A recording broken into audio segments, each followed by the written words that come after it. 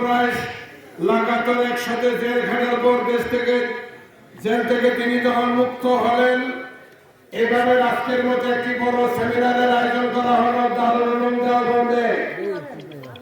ওই সেমিনারে শাইখুল হিন্দ রহমাতুল্লাহ আলাইহি বলেছিলেন, पूरे आलम दुनिया के तबाही और बर्बादी के सिलसिले में मैंने जितना गौर व फिक्र किया, मुझे 3 सबक याद आए।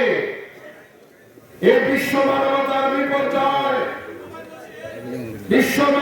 विपर्जय, पूरे आलम दुनियार तबाही और बर्बादी ব্যাপারে আমি 4 বছর মালদার জেলখানায় বসে চিন্তা বিক্রি করার পরে আমার 3টা জিনিস বুঝে এসেছে।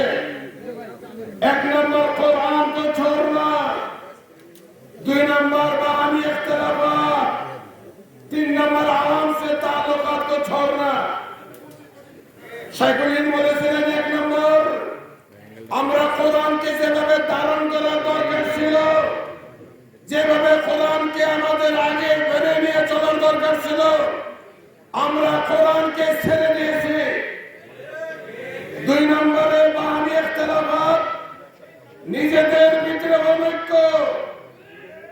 3 নম্বরে জনগণের সাথে আমাদের কোনো সম্পর্ক না রাখায় আওয়াম সে তাল্লুকাত কো ছোড়না।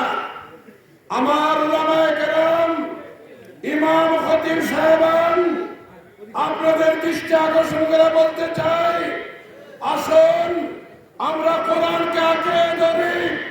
তা তো আছে, কোরআন আমরা আরো শক্তিশালী পাবে, কোরআনকে আমরা মজবুত ভাবে ধরে ফেলি।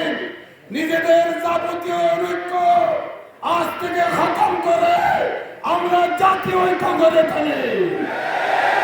পাশাপাশি জনগণের সাথে আমাদের সম্পর্ক স্থাপন করি।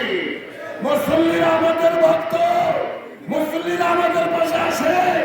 আমরা মুসল্লিদের শুধু নামাজের ইমামতি নয়, সমাজের সার্বিকভাবে মুসল্লিদের পাশে আমরা দাঁড়াই। আমি আজকে আমার আমিরে জামাত জনাব ডাক্তার শফিক সাহেবকে পেয়ে আমি ওনাকে বলতে চাই, আমির সাহেব, আপনি শুধু জামাতের আমির নয়, ইতিমধ্যে প্রমাণিত হয়েছে আপনি জাতির আমির, জাতির আমির।